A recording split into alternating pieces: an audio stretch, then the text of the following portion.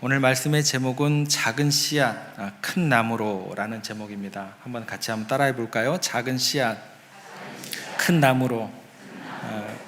하나님께서 아브라함을 통해서 어떻게 작은 시작으로부터 아브라함을 부르시고 또 위대한 일을 이루시는지 우리가 오늘부터 4번에 걸쳐서 살펴보고자 합니다. 오늘 오후 또 언제가 될까요? 수요일 또 한 번은 또 언제일까요? 8월 1일이 이번 주에요. 벌써 8월 달이 시작이 됩니다.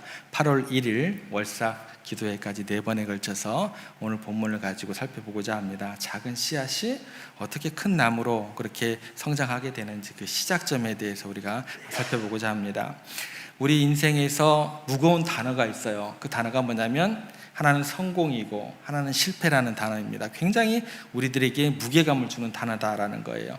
특별히 성공이란 단어보다도 실패라는 게 참 우리 가운데 짐이 되는 것 같습니다. 실패라는 단어를 딱 접하게 되는 순간 어쩌면 그 단어가 우리를 짓누르는지는 모르겠어요. 때로는 그 실패 자체가 너무나 버거워요. 너무나 무거워서 더 이상 어느 순간에는 희망이 없는 것 아닌가, 그런 실패라는 단어부터 우리 가운데 주어지는 그 무게감이라는 걸 이루 말할 수가 없게 되는 것 같습니다. 오늘 우리가 함께 나눌 아브라함의 이야기는 성공에 가까울까요? 실패로부터 시작을 하게 될까요? 그 시작이 어느 지점에 있다고 생각을 하십니까?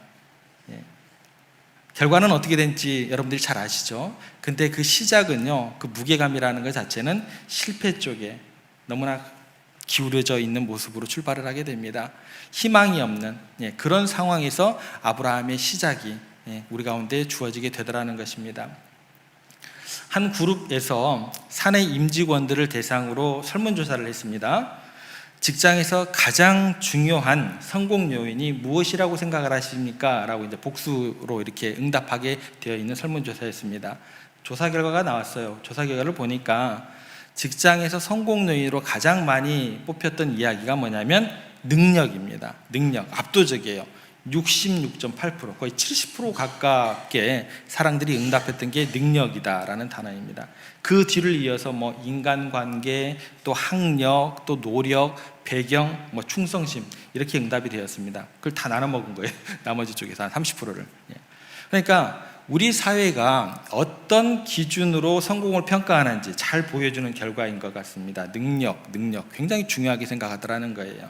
그런데 재밌는 것은 뭐냐면 같은 설문조사에서 직장 생활하면서 여러분들이 갈등이 가장 많이 높아지는 그런 항목이 뭡니까? 라고 물었더니 불확실한 미래에 대한 불안감, 이게 1등이었습니다. 35.4%. 그리고 그 뒤를 이어서 개인 생활이 절대적으로 부족하다, 또 상사로부터 부당한 평가를 받게 된다, 이런 순으로 되어졌다라는 것입니다. 이 두 가지 결과를 이렇게 함께 종합을 해보면 재미있는 것이 뭐냐면 자신의 능력을 성공의 핵심 요소로 사람들이 생각을 하더라는 거예요. 압도적이에요, 이거는.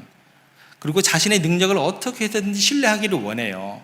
신뢰하면서 동시에 그들은 어떤 생각을 하고 있게 되냐면 그들의 미래에 대해서 굉장히 불안해한다라는 거예요. 만약에 이렇게 접근을 해보세요. 능력이 성공의 요소라고 생각을 하면 사람들은 어떻게 될까요? 굉장히 노력을 할 거예요. 능력을 기르기 위해서. 다른 사람들이 안 보는 곳에서도 내가 능력을 길러야 돼. 내 능력의 그 실제를 내가 키우기 위해서 노력을 하고 그거를 쟁취하겠죠. 그리고 그것을 내가 능력이 있다라고 인정을 하면서도 사람들은 어떻게 돼야 돼요? 그걸 내가 성취를 했다고 하면 미래가 불안하면 안 되는 거예요. 그죠? 근데 사람들은 어떻게 되냐면 그렇게 노력을 함과 동시에 내가 능력이 있음을 인정받으면서 동시에도 사람들이 불안해하더라는 거예요. 능력이 있는 사람들도 미래가 불안해하는 그런 모습을 보게 된다는 것입니다. 특별히 이게 어느 직군에 더 많이 나타나게 되냐면 관리 직업. 상위 직급으로 올라가면 올라갈수록 사람들은 어떻게 돼요? 능력을 인정받아서 올라가는 거잖아요. 그러면 내가 그만큼 노력을 해서 능력을 쟁취를 했으면 불안해야 돼요? 불안하지 않아야 돼요? 불안하지 않아야 돼요. 근데 상위 직급으로 갈수록 50% 이상이 되는 사람들이 능력을 인정받았음에도 불구하고 내 내일을 생각하니까, 내 미래를 생각하니까 불안하기 때문에 이루 말할 수 없는 그런 어떤 어려움 가운데 처하게 된다라는 게 이 결과입니다. 여러분, 우리 인간들은요, 능력이 있건 없건 어떻게 되는 거예요? 불안해하는 그런 존재들이다라는 것입니다. 불확실한 미래, 이것 자체가 우리들의 한계를 너무나 적나라하게 드러내는 모습이다라는 거예요. 미래를 알지 못하고 그 길을 간다라는 게 보통 두려운 일이 우리에게 아니다라는 것입니다. 그런데요, 오늘 하나님께서 아브라함을 통해서 하시는 말씀은 이와는 정반대의 이야기를 하고 계세요.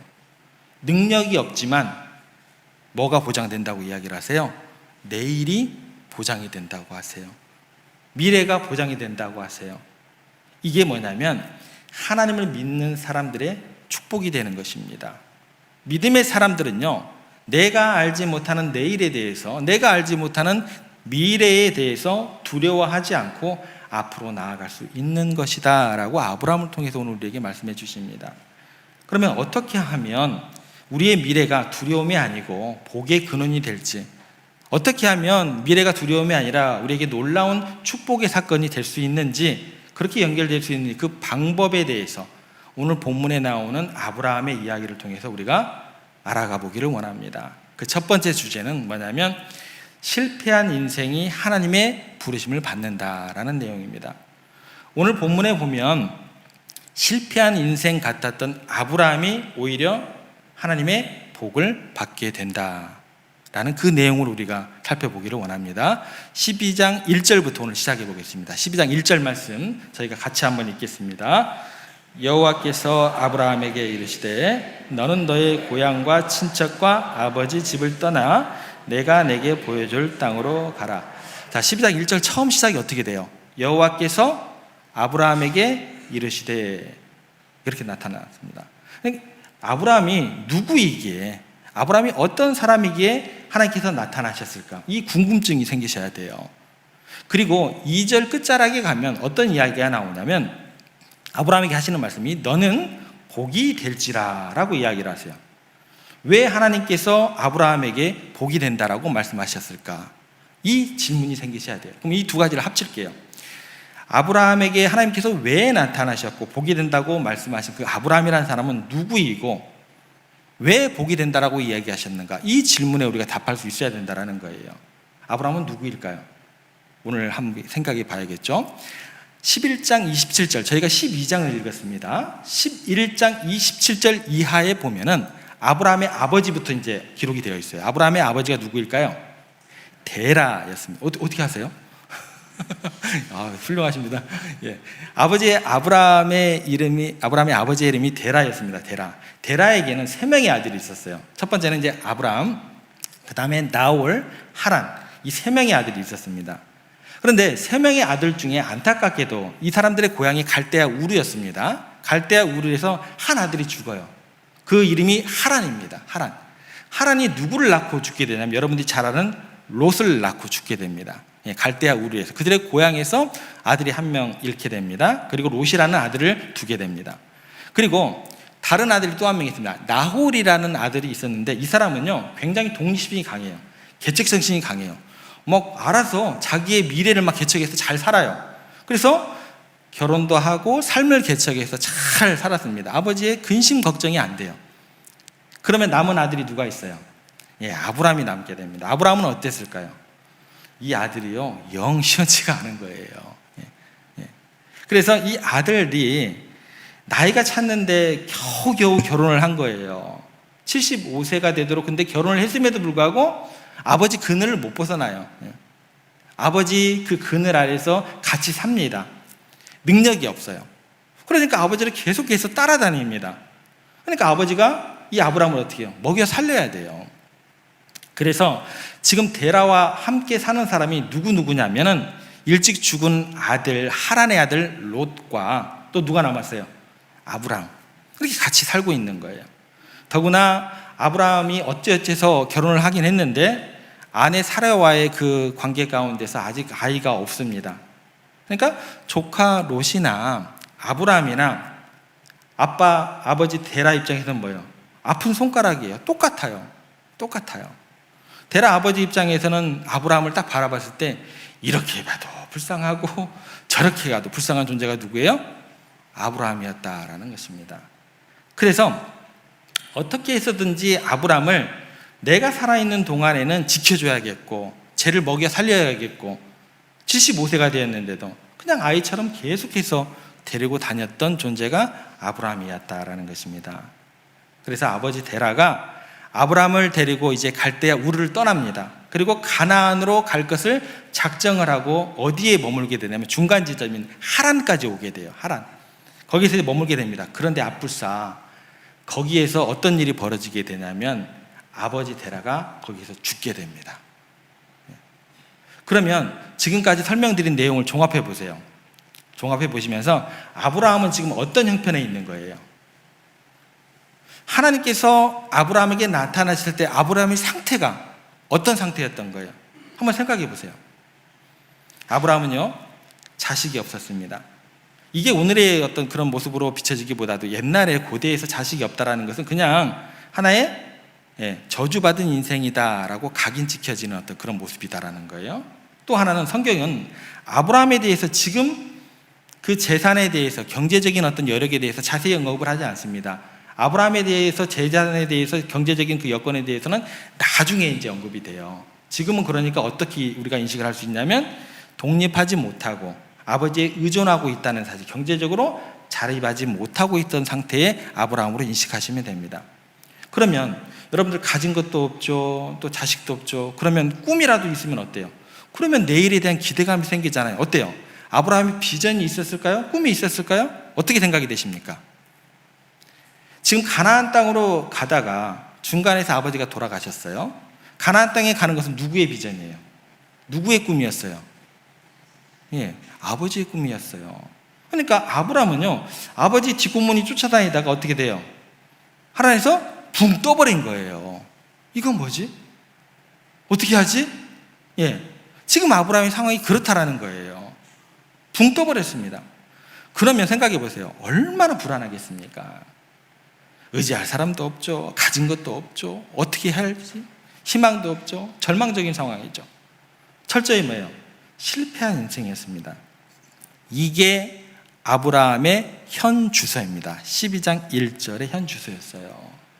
그런데 이런 사람에게 바로 이 순간에 여호와께서 아브라함에게 이르시되, 누가 나타나신 거예요?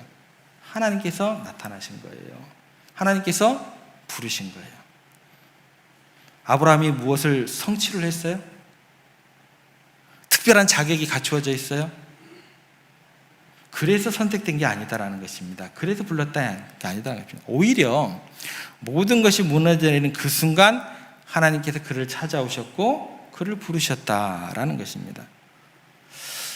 여러분, 우리가 늘 하나님께서 우리를 부르시고 위대한 인생으로 바꾸실 때 그 시점이 언제냐면 실패한 자리입니다. 절망의 자리입니다. 아무도 나를 찾아오는 그 자리에 하나님께서 찾아오신다라는 거예요. 야곱을 생각해 볼게요. 야곱이 형 에서를 속였습니다. 장자권을 뺏었어요. 그리고 난 다음에 아버지까지 우여곡절 끝에 잘 속였어요. 들킬 뻔했어요. 그런데 양털로 이렇게 붙여서 겨우 아버지까지 잘 속였어요. 결과가 뭐예요? 형이 이를 부득부득 갈면서 야곱 죽이겠다고 칼을 가고 쫓아옵니다. 무서워요. 죽게 생겼어요. 결국 도망갑니다. 갈 데가 있어야죠. 광야를 헤매고 있는데 도둑제가 언제 자기를 급습할지, 사나운 짐승들이 자기를 언제 해야 할지 모르겠어요. 그러다가 너무 피곤하니까 돌베개를 베고 벌벌벌 떨다가 우여곡절 끝에 잠이 들었어요. 그런데요, 환상 중에 하늘이 열리고 사닥다리가 내려오고 천사들이 오르락내리락 하고 하나님께서 말씀하십니다. 내가 너 지켜주겠다. 돌아오게 하겠다. 내 자손이 하늘의 별처럼 땅의 바닷가의 모래처럼 많아지게 하겠다. 이 땅을 너에게 주겠다. 절망 중에 있을 때 하나님께서 나타나셨습니다. 성경은요, 온통 이런 이야기로 가득합니다. 그래서 오스왈드 챔버스라는 기독교 저술가가 주님은 나의 최고봉에서 이렇게 얘기를 합니다. 하나님은 우리가 가장 낮은 곳에 있을 때 우리를 가장 높은 곳으로 들어 올리십니다. 무슨 얘기예요? 우리의 실패와 좌절이 오히려 하나님의 은혜를 경험하는 기회가 될 수 있다라고 이야기를 해줍니다. 그러면 여러분들은 이렇게 생각을 하셔야 돼요. 아니, 왜 꼭 나를 실패의 구렁텅이로 밀어넣고 찾아오시냐는 거예요. 그런 생각 안 드세요? 아니 좀 잘 나갈 때, 좀 떵떵거릴 때 찾아와서 더 높여주시면 얼마나 올라가는 게 더 높아져요. 그런 생각 안 하세요? 안 하시는가 보구나.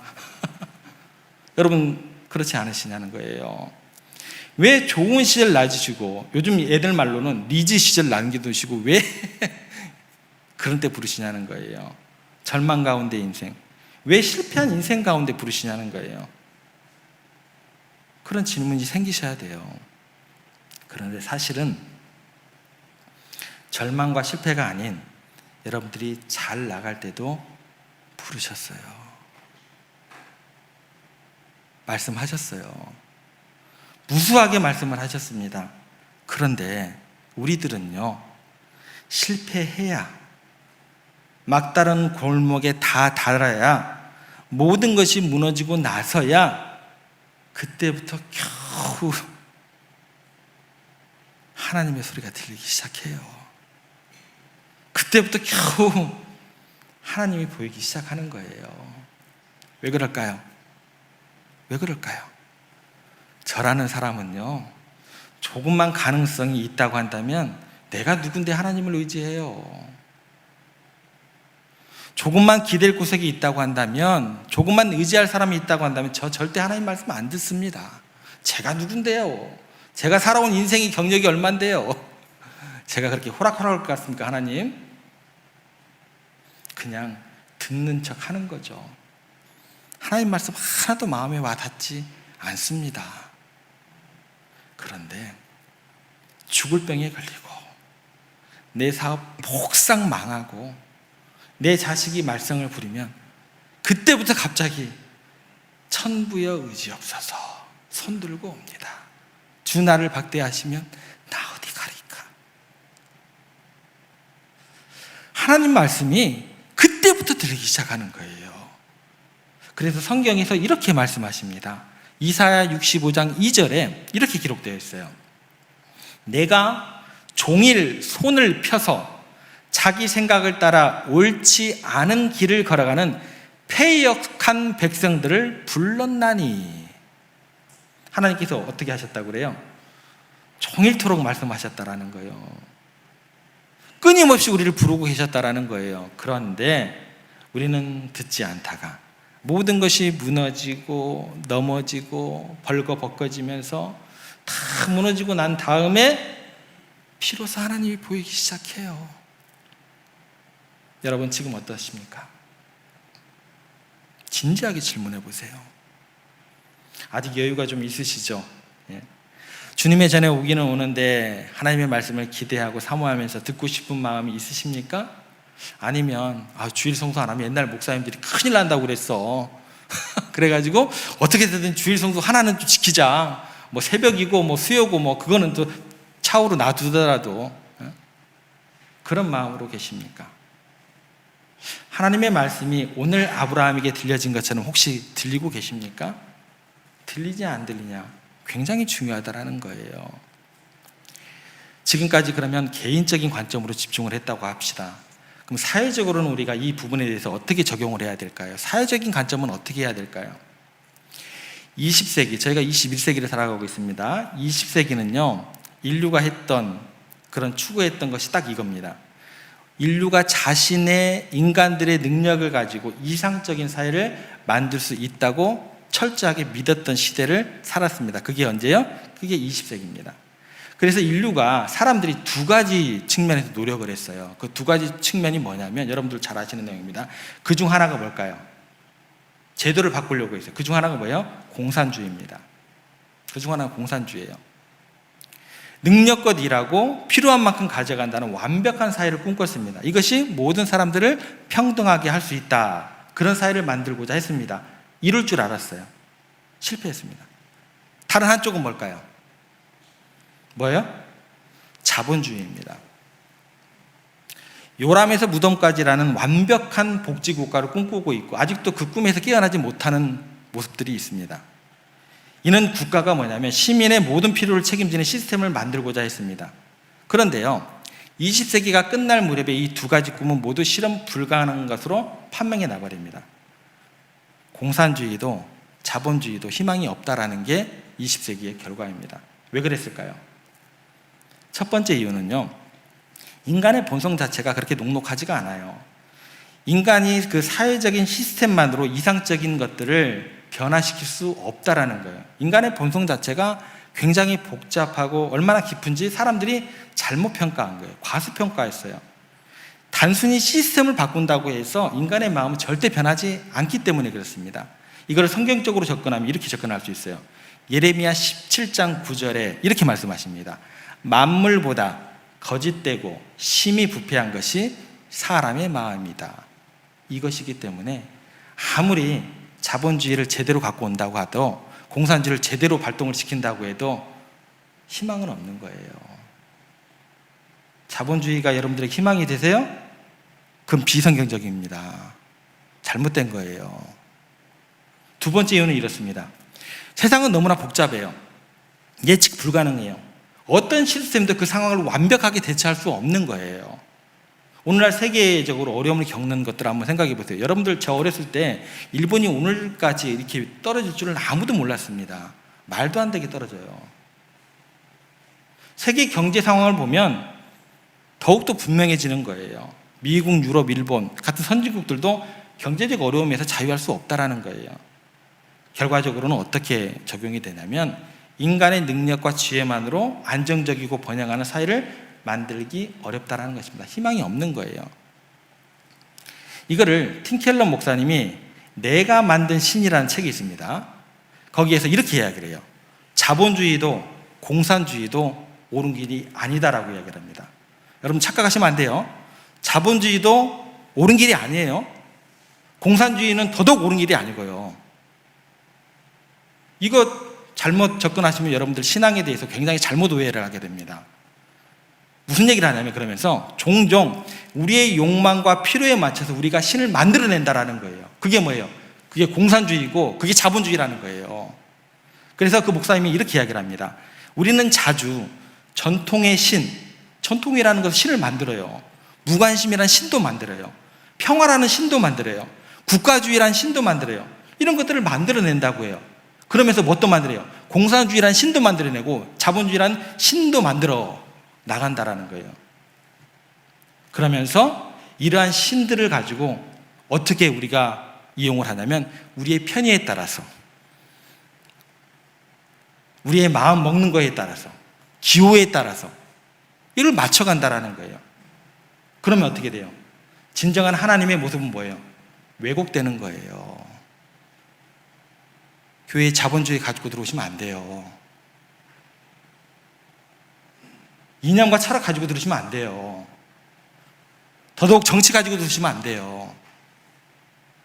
진정한 하나님의 모습이 왜곡되는 순간이 바로 그 순간이다라는 것입니다. 그래서 마가복음 11장 17절에서 예수님께서 뭐라고 얘기를 하시냐면 이에 가르쳐 이르시되 기록된 바 내 집은 만민이 기도하는 집이라 칭함을 받으리라고 하지 아니하였느냐? 너희는 왜 강도의 소굴을 만들어 가느냐? 경고하십니다. 절대 세종교회는 정치, 자본주의, 이념과 철학 사라져야 됩니다. 왜 강도의 소굴을 만드냐는 거예요. 왜 목사님들이 교회를 강도의 소굴로 만드냐는 거예요. 있을 수도 없는 일입니다. 이 이야기에 대해서 에릭 호프붐이라는 사람이 20세기의 자서전에 대해서 극단의 시대라는 책에 말미암아 이렇게 기록하게 됩니다. 20세기는 아무도 그 해결책을 가지지 못한 채, 심지어는 해결책이 있으리라는 주장조차 가지지 못한 채 끝났다. 그들이 아는 것이라고는 오직 역사의 한 시대가 끝냈다는 것뿐이다 라고 이야기를 했습니다. 이 말은 뭐냐면요, 인류 스스로의 힘으로 완벽한 사회를 만들 수 있다는 환상에서 깨어났다는 거예요. 환상에서 깨어나시기 바랍니다. 이념과 철학에서 깨어나시기 바랍니다. 개인적으로도 마찬가지고 사회적 접근으로 접근을 해도 이거는 불변의 진리입니다. 우리는 인간의 능력만으로 진정한 해답을 찾을 수 없다라는 것을 뭐예요? 하나님 앞에서 인정하셔야 돼요. 그게 뭐예요? 그게 예배입니다. 그게 예배예요. 인간에게는 희망이 없습니다 라는 고백이 되어져야 돼요. 그러면 이 순간 우리는 어떻게 해야 될까? 그 질문이 우리 가운데 들게 되는 거잖아요. 어떻게 해야 될까요? 이런 때일수록 우리는 어떻게 해야 돼요? 하나님께로 돌아가야 되는 거예요. 모든 것이 끝날 것 같은 이러한 때에 우리는 온전히 하나님께로 돌아가야 된다는 거예요. 실패했으면 실패를 인정해야 되는 것입니다. 그게 복의 첫걸음이 되는 거예요. 우리의 실패와 연약함을 인정하고 하나님의 음성에 귀 기울일 때 하나님께서는 우리를 통해서 그 순간 놀라운 일을 행하신다라는 거예요. 내 힘껏 살았는데 더 이상 안 되기 때문에 나의 하나님, 나를 살려주십시오. 하나님 말씀해 주십시오. 하나님의 음성을 듣기를 원합니다. 만나 주십시오. 그 순간 우리는 어떻게 되는 거예요? 그 순간 하나님의 음성이 들리게 되는 것이고, 그 순간 하나님께서 우리를 통해 놀라운 일을 행하시기 시작하신다라는 것입니다. 우리가 이 시대 가운데 복의 통로로서 그렇게 역할을 하는 거예요. 그게 복의 시작인 것입니다.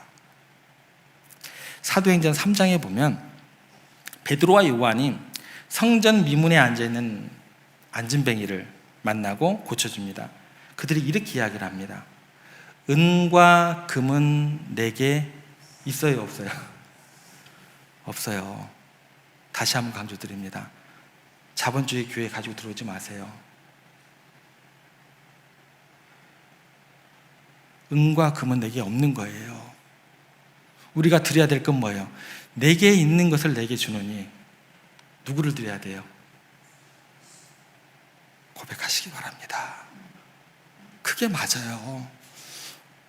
어떤 거를 지금 세상 가운데 외치고 어떤 거를 지금 보여주고 어떤 거를 드리고 있냐라는 거예요. 이 땅의 교회들이, 이 땅의 목사님들이 뭔 얘기를 하고 있냐는 거예요. 마음 아프지 않으세요? 그 대사도 베드로도 은과 금은 내게 없거니와 내게 있는 건 네게 준다라고 이야기를 했습니다. 예수 그리스도의 이름으로 이야기를 하고 있잖아요. 얼마나 도전이 돼요. 얼마나 담대해요.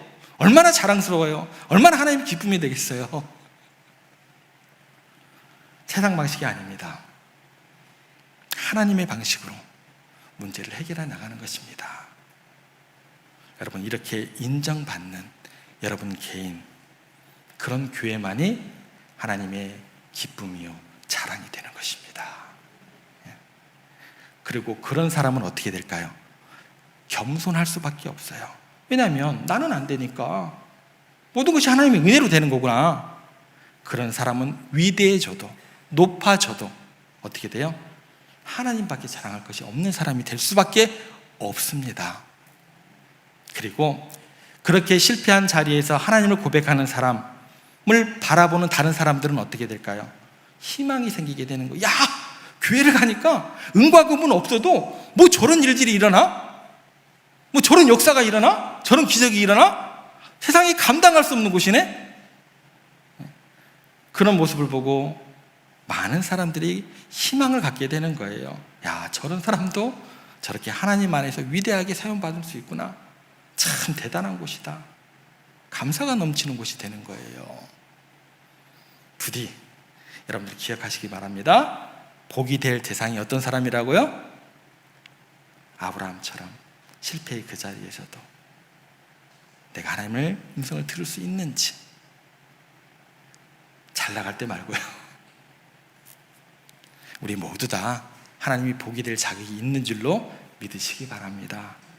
오늘 우리는 아브라함의 이야기를 통해서 하나님께서 어떻게 작은 시작에서 위대한 일을 이루시는지 우리가 생각해 봤습니다. 아브라함은요, 모든 것을 잃었고 절망적인 상황에서 하나님의 음성을 듣기 시작했어요. 하나님이 보이기 시작했어요. 여러분, 우리의 삶에서도 이런 하나님의 역사가 필요합니다. 때때로 여러분 삶의 자리에서 실패와 좌절을 경험하겠지만 그 순간이 더욱더 하나님의 부르심을 듣는 기회로 여기시기를 바랍니다. 가장 낮은 곳에 있을 때 하나님께서 우리의 손을 붙잡고 가장 높은 곳으로 들어 올려주실 줄 믿으시기 바랍니다. 우리의 연약함과 실패를 인정하시고 그렇게 하나님의 음성에 귀 기울일 때 하나님께서 우리에게 놀라운 일을 행하실 줄 믿습니다. 실패한 자리에서 하나님의 음성을 듣고 그분의 인도하심을 따를 때에 여러분들을 통해서 여러분의 삶의 자리에서 위대한 하나님의 축복의 역사가 나타나기를 기대하고 기도하는 여러분들 되시기를 주님의 이름으로 부탁을 드립니다.